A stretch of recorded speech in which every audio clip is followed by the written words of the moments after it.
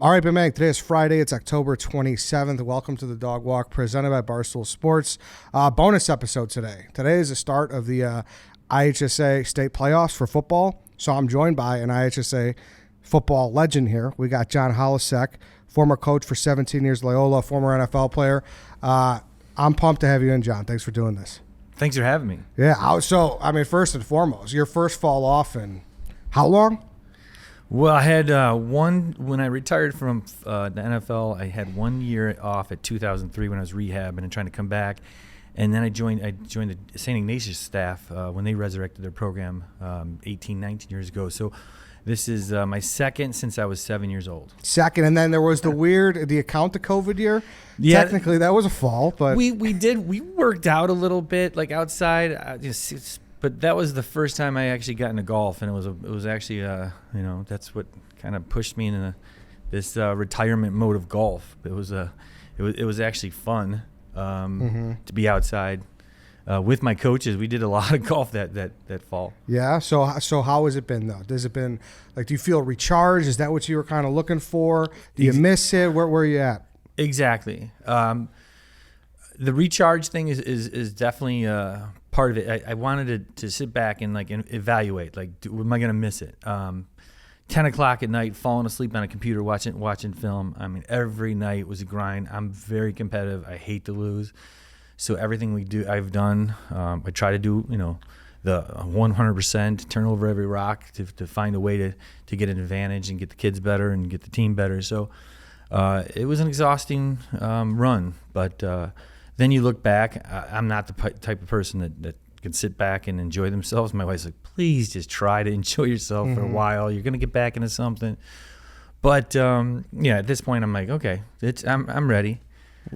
So you're feeling it. The juices are back. So it's 10 o'clock, and you're like flipping over like a Modern Family rerun. You're like, maybe I'd rather be watching the Carmel film right now. It's nice not to have to, but yeah. I DVR the Illinois games. I try to watch the Bears. I try to watch the Bills. Yeah.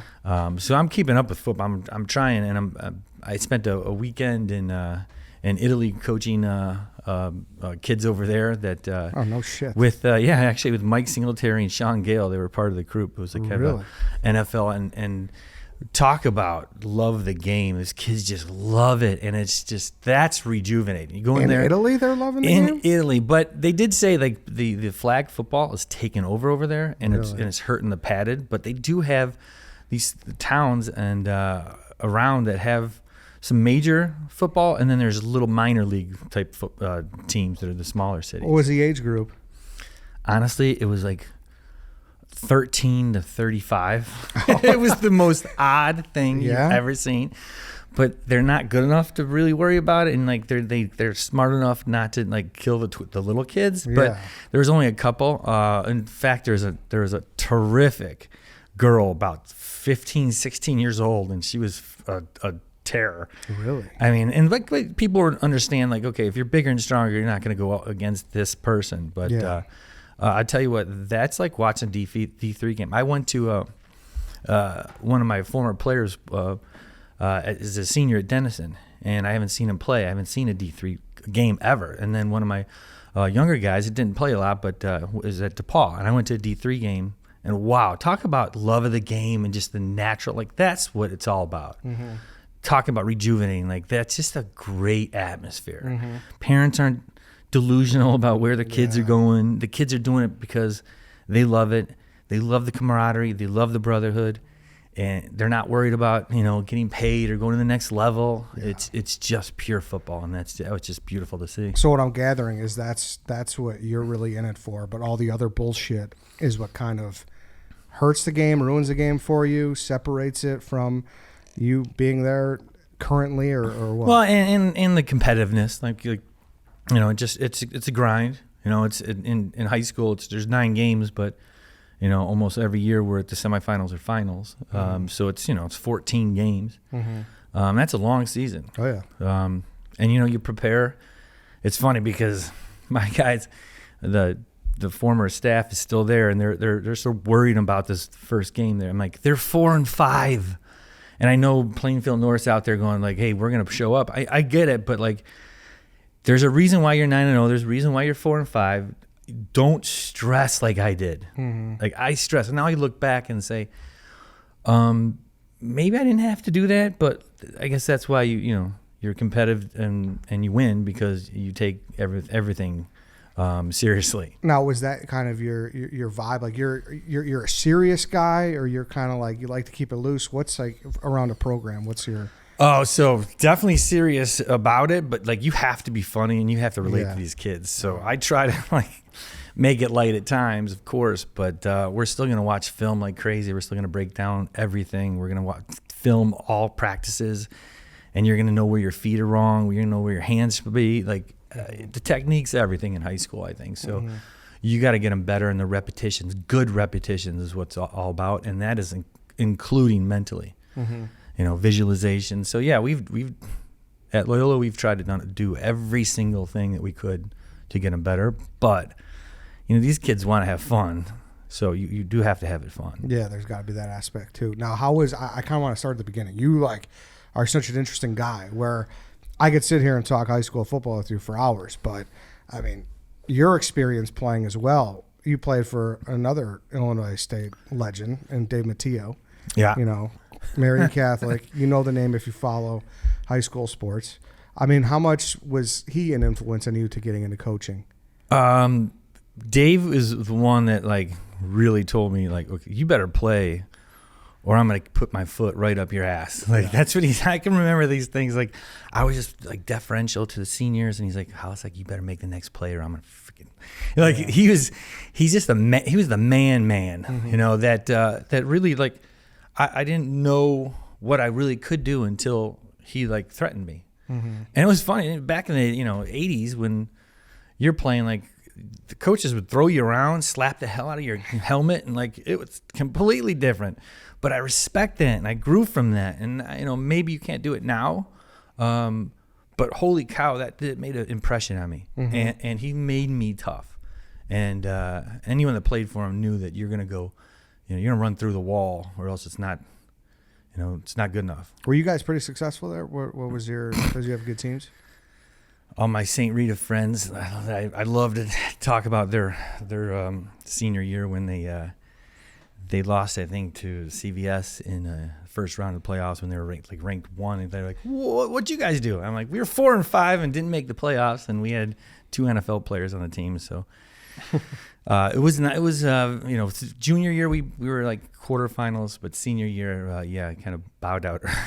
Just the 9 games, lost a couple, didn't hit the playoffs, but luckily I played well enough to get recruited by Illinois and sign with them, and had a fairly successful career there too. I would say so. I mean, that's what turned into linebacker U for a while, people called it, right? Yeah, and a big part of that was the coaches. Lou Tepper was a coach, the linebacker D coordinator, and then he became head coach. But he is a guy that wrote books on linebacking, probably had, I think, 40 to 50 NFL guys that he's tutored over the years, and just a immense amount of knowledge about how to play linebacker. So that really helped. And before we kind of get into that, though, you said another NFL guy. The other NFL guy was Marvin Harrison. Not Marvin, that's the receiver. Rodney Harrison. Rodney Harrison, sorry. Yeah. My apologies. He's the defensive back. Duh. Long-time Charger, long-time he's Patriot. Yeah, he's on TV now. He's always, he's great on TV. He's well, when I knew him, he was a skinny little neck, wormy guy, but a heck of an athlete. And then I moved to tight end my senior year, and he's playing defensive back, and he comes and just chops me, and just in practice, I'm like, well, I was just your buddy at linebacker. You were safety, and we were wrecking people, and then he just chopped me, and I'm like, all right, well, that's it. We get into a fight, but it wasn't equal because I was much bigger than him then. And then it happens to be that I actually run in. I get free agent signed with the Chargers my 7th year, and obviously he's the stud in San Diego. He's the star, and we're working out right before practice one day, and he's like, "Hey, bench press contest." I'm like, "Come on, man, you're a defensive back." And it was after my workout. I have to excuse. Yeah. I do like 27 reps of 225, and then he slowly, methodically does 28, racks it, and he like, per diem. And I owe him per diem from our travel to Cleveland that weekend.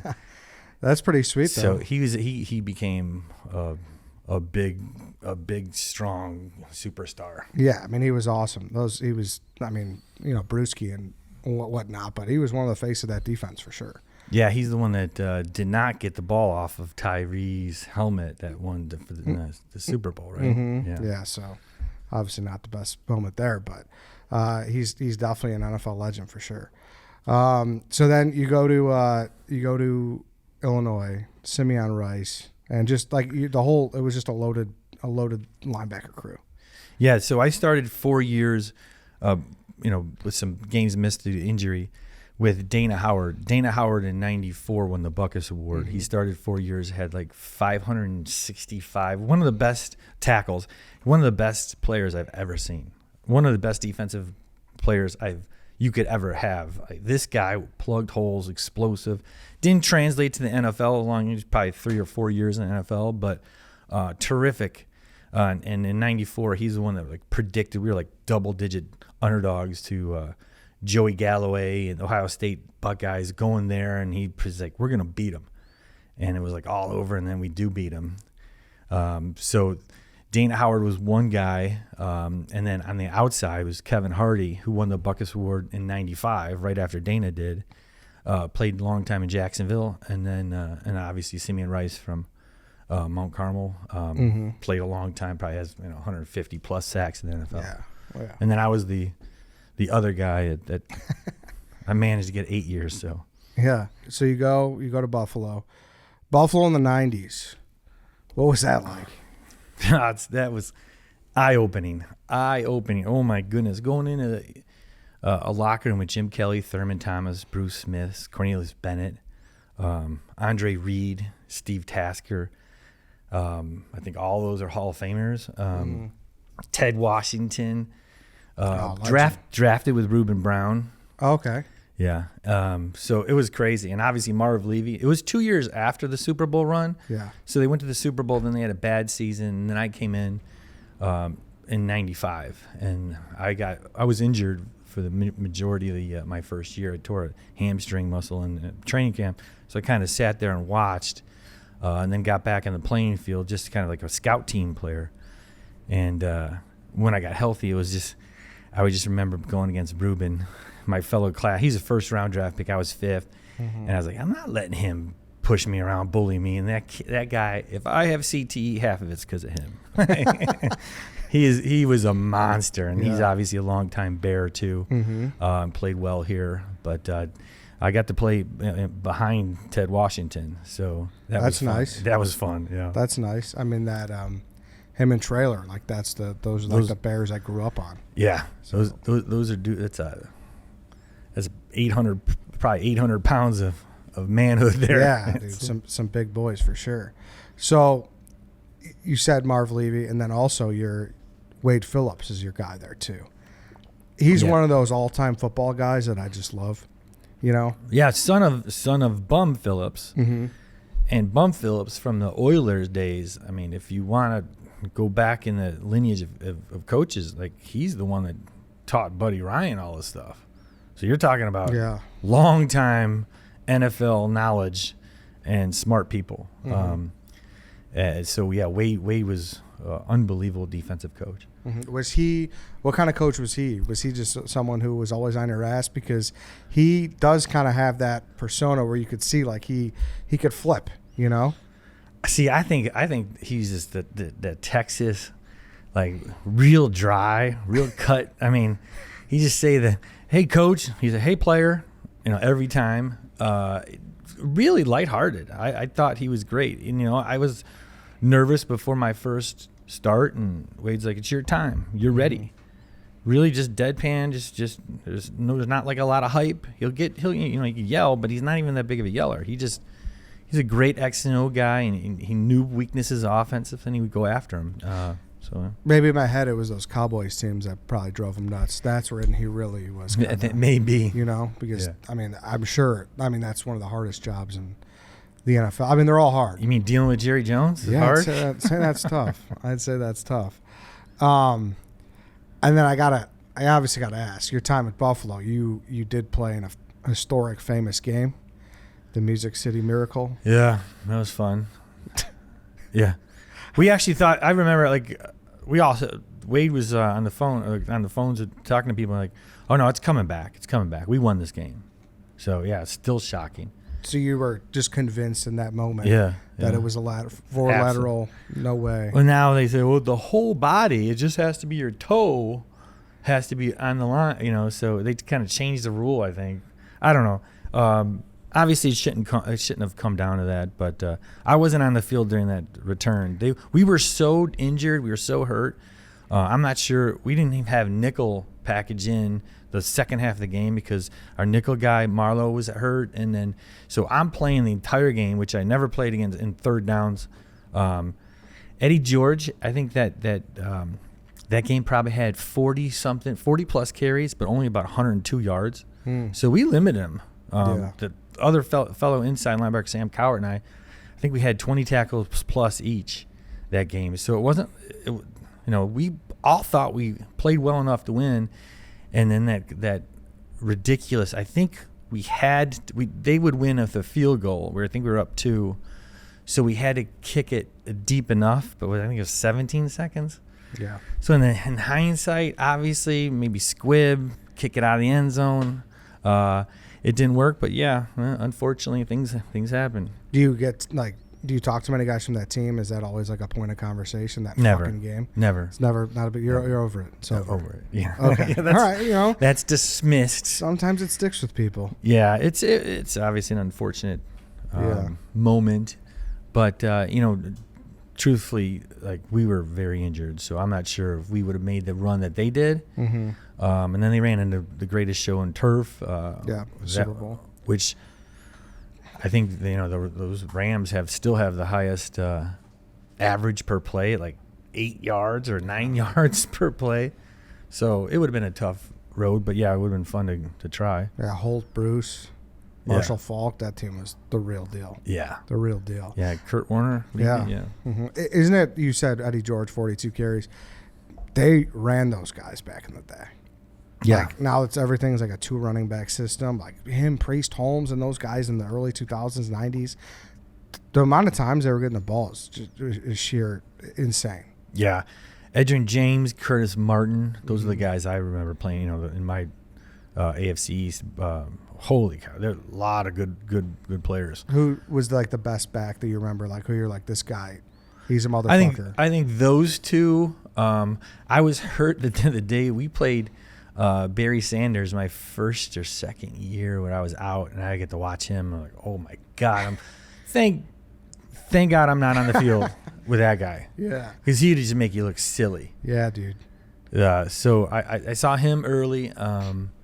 And then, I think Edgerrin James at the top, Curtis Martin was good. I thought, was easier to tackle? The big guys. Like, I thought, like Allstott and Bettis were just much easier to tackle than the small guys that could shake you, outrun you. Really? Yeah. You see Allstott, I see that neck roll coming at me. I'm like, I'm dead. Well, if you're a defensive back, you worry about that. But you're a linebacker, you're good. No, that's obviously a crazy game, and it's in infamy for Bills fans for sure. But now they're getting over it. Do you ever get back there? I've been one time. Yeah. I haven't. One time I went to a game and I kind of snuck in. Didn't tell anyone, but just kind of seeing the sights. But I haven't gone back. And then last year, I was all set to go if they went to the AFC Championship and they had an alumni director who was like, yeah, well, we'd love to have you. And then lost again to the Chiefs, I believe. I don't really remember. But it seemed like we always lose to the Chiefs, the Bills. And then and now they don't have an alumni director anymore. Oh, really? He's gone now. So no shit. Well, they got to get you back out there. They got to get you back to Buffalo. Because now, was Buffalo what it was back then, how it is now? Like the Bills Mafia, you see the videos of people going through. I don't know if you're on social media much or see people going through tables and shit like that. Yeah, no, that's all recent, and it's funny because I took my son when he was a freshman or a sophomore. The AFC was 2020, the championship Bills game at Kansas City, and the Bills Mafia rented a big parking lot across the street for just the Bills to park, and it was like a long walk to the stadium, but it was like out of some like school grounds. So they rented this place, charged $20 to get in. I'm like, listen, I'll let you guys walk, my nephew and my son, I'll let you guys walk around, see this nonsense, drink a few beers, whatever, and then let's drive over. So I park at the front, and I'm just like waiting around, and these guys that are charging, they're like, come up to me like, hey man, you guys police, man? Are you the fuzz? And I'm like, no, man, we know Bills history. And then it turns out to be these guys are businessmen. They knew nothing about the Bills. Really? Zero. I'm like, you guys are frauds, man. I'm like, but that's not the fans, the guys who are running it. But like, hey, well done, gentlemen. Well done. And they gave me some Bills Mafia stuff, and then it was kind of fun. But yeah, those fans are absolutely nuts. They were always nuts, but now it's like they have their gimmick to show. Yeah, the mustard and the ketchup guy. You ever seen him? I did. Yeah. I did have. And then little kids. I have a video, I think, for a little kid jumping through a table. Yeah, I mean, mom and dad are letting this little kid jump through this table. Yeah. Like, holy. That's Bills football. Would you go back to squirt the guy with the mustard and the ketchup? I would love to go back. Yeah. They got to get you back there. Well, I mean, there's a lot bigger names than me. Trust me. I don't know, man. There's a lot of legends. For sure, a lot of legends yeah. for the Bills, but I mean, for what obviously I'm very impressed with Illinois high school football and whatnot. Oh, yeah. What you've done there, just for that, has been awesome. So like I said, your first year out of it, and then you said you took a year off directly after the NFL? Yeah, 2003, I broke my arm and then I tore my knee. I was in Atlanta my last year, 2002. I started like the first 10 or 11 games. Michael Vick's first year starting. Oh, no shit. To put that into perspective, and then I think we lost to Minnesota in the playoff game. But I broke my arm, and then I'm like, all right, I'll try to play with the broken arm, and you can feel it moving. And I was. You take some pain medicine and like, okay, I'm not thinking straight and I'm not feeling very good, so I'll just play special teams. Like I don't think it's smart of me, but I will definitely contribute. And then I'm running down on kickoff in practice, and my knee goes again. So I had to get a clean out. I had 3 ACLs by that time on the same knee. So then I'm done with the with Atlanta. But I tried to rehab. I'm getting calls, and that was 2003. I got strong enough and fast enough, backed it the way I thought. But then my wife's like, "You're crazy." The doctor even told you if you want to ever walk again, run again with your kids, like you're crazy. And I had a new baby at that time. My oldest was born that year. So I came back to Chicago and played 16-inch softball, 12-inch softball, and flag football on the lake in Montrose. And it might have been the hardest hit I've ever had was when I cleaned up the backside blitzer in a flag football game. But it was fun. I had a lot of fun playing softball and I love that. And goofing around here. That's what you remember. Yeah. And then so you're back in the resurrection of the Ignatius program. Yeah, and then Tony Harris was the first head coach. He did a great job, and they're obviously been very, very, very successful lately. But it's just the start. So, and I just kind of got wooed into it, and then Nick Rassis, this former NFL player, Notre Dame legend, Loyola legend, knows a ton of people. Was like, you're perfect for the job. Get your ass up there and apply. And I was like, okay, hesitant. I was investing with some like teardowns in Naperville and doing some things like that. But then it just kind of like, you know what, this is what I love. This is what I successful at it. Why not? So then I was living in Bucktown for a while during it, but then we like moved up north around 2010, and all my kids went through Loyola Academy, and it was a great fit. And did you know initially that you wanted to get into coaching, or were you like maybe some front office work, or was it just like kind of an opportunity, like you said? They were starting a program, your friend hit you up, and that's kind of that's how it happened. Yeah. Initially, I thought the front office would be a thing because John Butler was the GM in Buffalo. Then he got sick and passed away, and A.J. Smith was the guy. But I thought that might be an avenue, but then coaching kind of just stuck. And I was the kind of guy that, because of my limited I tore an ACL in college my freshman year. So when you're labeled as slow and unathletic, even though I don't think I was, but there was that label, you better do everything you can to put yourself in a better spot. So I was a studier. I was the film geek. I was the guy that was doing everything possible to get myself an advantage. So if I can translate that and communicate that to the kids, it should work out. Yeah, you're always prepared then. That's the big thing, and that's, you said that, I think, to start this interview, is that's preparation is just kind of your thing, and just making sure that they're ready to go, watching film, cranking out everything like that. That's like the onus of what Holecek program is about. I think if you look at some programs, and if your kids are coming home at 5:30 done after varsity football practice, your head coach is not doing enough. Really? That's what I think. Mm-hmm. And I'm lucky enough to have a place that, like, hey, I can get these guys for 4 hours a day. Mm-hmm. I mean, it's not 4 hours of practice. It's probably less than 2 hours of practice. Mm-hmm. But we're going to prepare meetings before. You could do walkthroughs, and then you're going to, practice, and then you're going to watch the film at the end. And whatever we don't watch at the end, we're going to send to you corrected through. Now you have all this, great video apps, the Huddle app that most kids have, most programs have. So the coaches are writing arrows and pointing and writing messages, and like, this is not good, this is what you have to do, yes, and like, that's every segment of everything we did.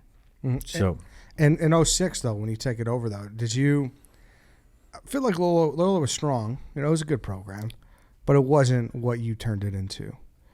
Did you see the potential for that? Is that why you wanted it? Was it the first job that kind of opened that you liked? What was your, like, what really drew you in the initial? I didn't know much about it. I've never actually was in the north suburb. I was never on the Edens, I don't think, before. Mm-hmm. So I didn't have anything besides, I had a buddy in college at Illinois that was a Loyola grad. So it was kind of like, okay, these kids, it's a big league. It's a big school. You can draw some good kids. But I love the fact that they're smart kids, and they work hard, and they're obviously you have a lot of people that are sacrificing or paying some money for you to go to the school. You better not screw it up, So I thought it was a good fit. I was a Catholic school, obviously South Side, mm-hmm. But I thought it's big school, and they compete against the best. I mean, the gold standard is Mount Carmel. Yep. And certainly still up there. I remember my one of my years in Illinois, we had 13 Mount Carmel rostered guys. I think that was the number. Really? Like, it was ridiculous. Like, obviously, Bobby Sanders, Simeon Rice, Charles Edwards, all these guys from Mount Carmel. So I'm thinking, wow, we have to compete against these guys. Like, this is legit, big time, and it's fun. Yeah, no, I mean, they're the standard, and they still are. The last week Loyola got the better of them, which it's become like a good battle every year. What was it last year? You guys were 8-0 going into that game too, right? Yeah. Mm-hmm. It was like a 1-point game last year, or mm-hmm.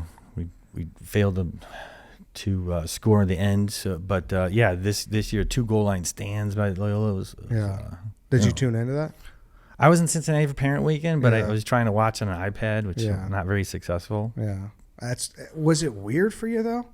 It is weird, especially because the juniors or the seniors were juniors, so I know still your guys. Most of them are my guys. Yeah, but it is the same. Like, I feel like these coaches are my old coaches. Yeah, or not mine, but like it's still everything's very still tight, and I still text these guys, and I'm still very close with the head coach. So, but now when you took the job initially, though, to go back again, was in your mind, obviously you hate losing. You said you're a competitor. Were you like, all right, we'll see what happens, or did you have this vision in your head of like, here's how I'm going to build a powerhouse program? Well, you could build a powerhouse program real easy if you have, tuition dollars or scholarships. That's not the case at Loyola Academy. So you get what you get. And like our eighth day, when these eighth graders come onto campus, freshman year for the first practice, it's kind of like the lottery. You're like, all right, what do we have? But success breeds success. So the better you, and there's obviously my first year I had Joe Suey who played at Penn State. So there's talent there. Mm-hmm. It's just you don't know all the time what you're gonna get. Mm-hmm. But I thought it's a good way of life for my children, my 3 boys to grow up. I just want to be around the Catholic high school. That's really high academics. It's a great place to be. But I wasn't thinking long term, like I want to build a powerhouse, because it wasn't like it was a featured thing. We just got better. We turned around how we worked, how we practiced, how we watched film, and every year it took a step up. First 2 years, I think the first year we lost the first round. Second year we won the first round, lost the second. And then it was semifinals. And then from there on, without an injury, I think we were, pretty much semifinals or finals every year. Yeah. So the success brought more success. Yeah. You just you built a reputation of being really good, and that kind of put the players in place. Like then it was like everyone wants to go to Loyola if you're a big time player. Well, it certainly would help. Yeah. I know we stole a couple of public school, not that we steal, they just happen to come because they want to be on a team that's going to win state, or contend for state. So if you're in a bad if your family is in a bad program, but you want to be in the highest level of competition, then it's an easy choice. Not easy because it's expensive, but you guys were Bama, right? I mean, in my eyes, Loyola was the. Yeah, we're up there. They were up there. Yeah, 3. We had 7. I think it was 7 state finals. Won only 3 of those though. But the semifinals, I think we were another 3 or 4 out of the last. Yeah, so once out of the last 12 years, we didn't go to the semifinals. That's pretty fucking impressive. Yeah, for sure. Is that so? When it came to, did you always know you kind of wanted to end on a winner, or what was your? No, I didn't. I said I was just like, I kind of was done. I mean, if we lost, maybe I would have came back, but it was easier to say goodbye when you win. But I think it was time.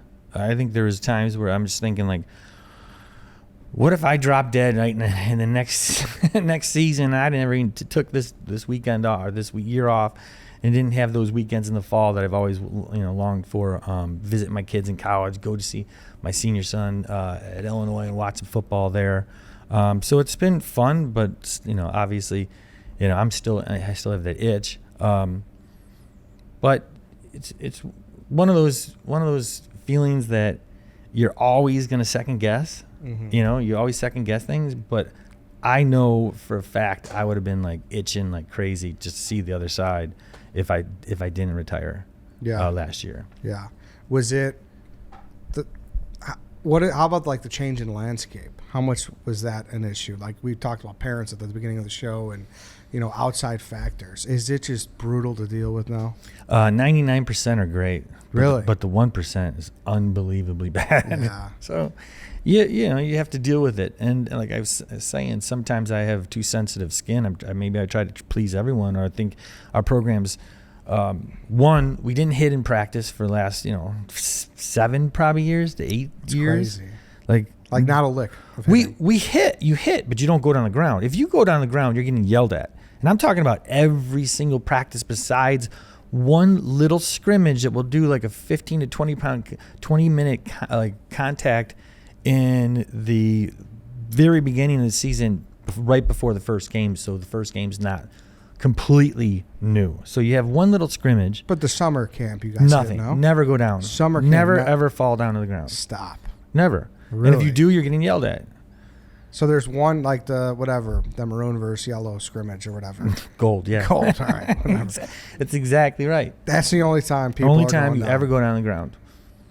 That's fucking crazy. But I understand. I mean, that's that's how it is now. But I think if you train up to that point of contact, and not linemen have to hit, but there's still you're staying up above. Cut blocks are illegal in high school, so you don't have to worry about that stuff.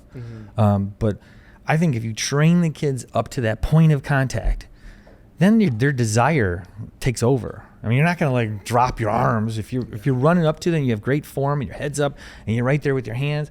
What are you not going to tackle? I mean, I think it's not that hard of a stretch to see good technique and the aggressive tackling.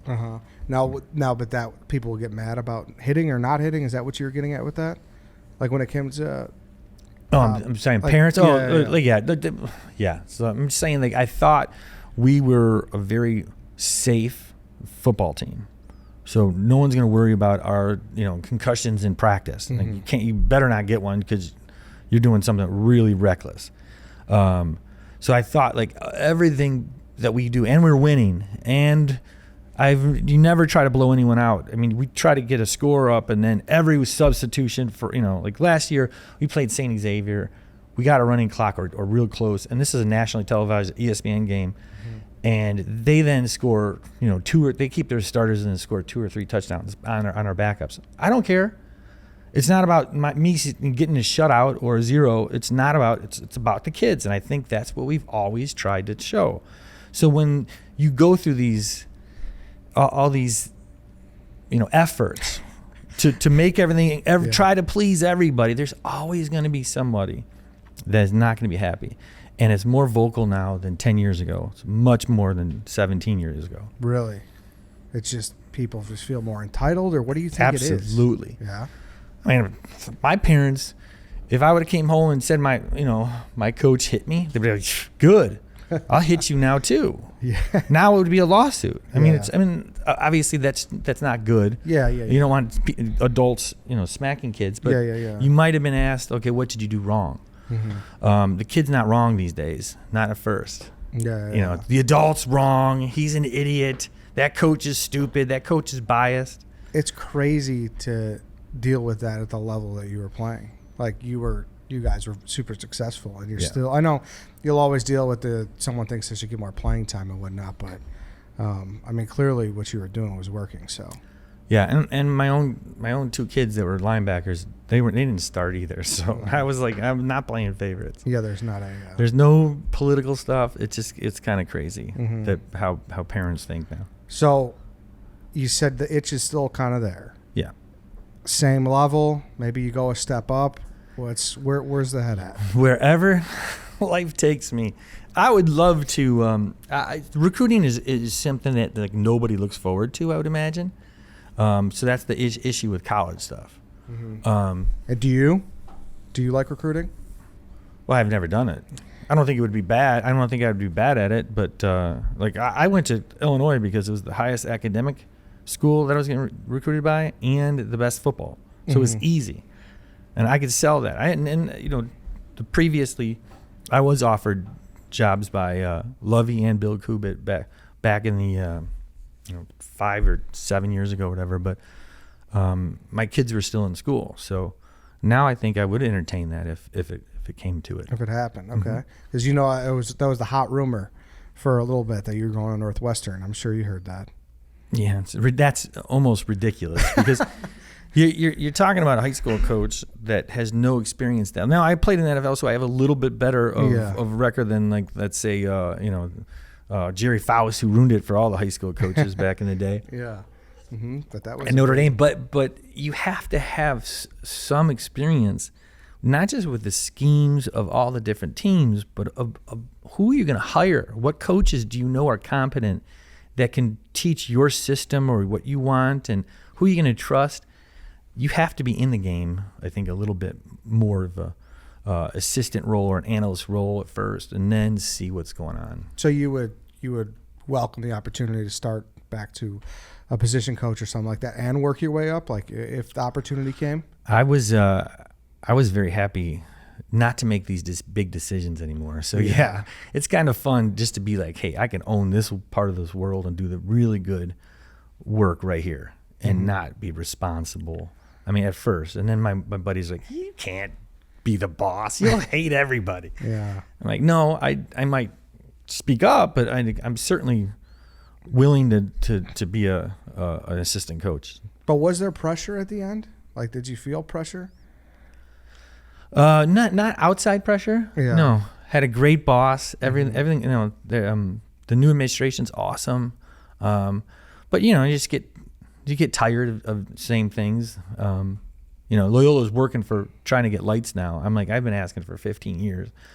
Been asking for a new weight room. They're gonna new weight rooms coming. The new lights are coming. They're doing it. It was a slow timeline, and it gets frustrating there. But everything's looking up, and I'm excited for those things that happen. But when they build a $25 million theater, and we're still waiting on lights for the football field, and without lights, your schedules are way off everyone else's. Never get to see your kids play games. So there's like some frustrating things about that, but at the end, it was more the pressure that I put on myself. Just to make sure that making the right calls, doing everything. There's certain things that I won't miss about being the head coach. For sure. Do you agree that the old adage was always like it's easy to get there, it's hard to stay on top? Did you find that to be true? I mean, not in my case. I shouldn't say it. Obviously, it's easy to get that first job maybe and get the first 3, but as long as once you win and you do it the right way, it's fine. So it just kind of became a system for you. Yeah, I think that system. I think the assistant coaches have been incredible that I've had.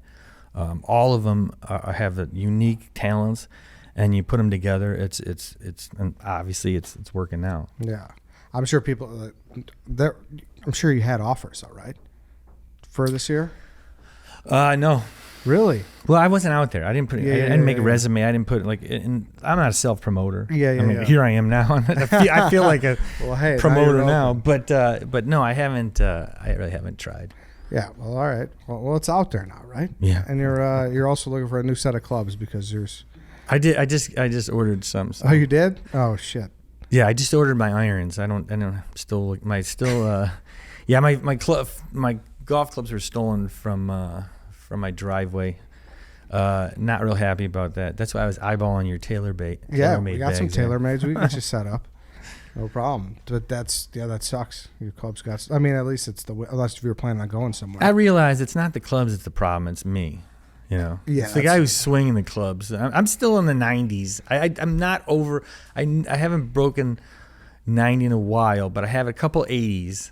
But I'm usually in the low 90s. Yesterday was a 99, so it was not a good day. Where do you usually like to play? I'm all over the place, but Glenview is my home course. Okay. There we go. It's kind of tight. Mm-hmm. Yeah, it's my excuse. In your 17 years at Loyola, who was the most dominating player that you coached? Not saying the best. I think dominating is. There's so many. The funny thing is the only NFL guy that lasted a while, Jimmy Murray, was a 6'2", 220-pound left tackle for a semifinal or final. I don't forget what year he left, but a good player, not a great player in high school. Started out on the B team as a freshman, and then he put on 90 pounds and 3 inches at Holy Cross. And then he makes a couple practice squads. I think he's in his 5th or 6th year, bounced around teams. And this is a guy that has had no chance to me. I was told his dad, and Bob, still sorry for it, this bad advice. I was I think he should go D3 and just enjoy football and be a really good player there. Mm-hmm. But that was when he was 6'2", 220. Mm-hmm. He goes to Holy Cross, and now he's the 3-year starter and at 300 pounds and 6'5". It's a whole different ball game. So you just never know who's gonna pan out. But we had another guy that go to Holy Cross. We get a lot of academic schools. Mm-hmm. Peter Pujols was a 4-year captain there, starting quarterback and a 4-year captain. He actually got offered by Dave Dorn at North Carolina State when Dave went from Northern to North Carolina State. but then they kind of rescinded it because he had a broken small bone in his wrist, and they said that might cause him a problem. Obviously, it didn't, but he could have been at North Carolina State. He was a phenomenal athlete. I think Joe Suey played really well at Penn State in one of those H-back roles. I think he was really good. Luke Ford was another guy that was good, but I mean, none of these guys were Big Ten, or Power 5 studs. But now we have James Kreutz and Josh Kreutz at Illinois. Mm-hmm. James has an ability. Obviously, everyone knows Olin. He's a chip off the old block, man.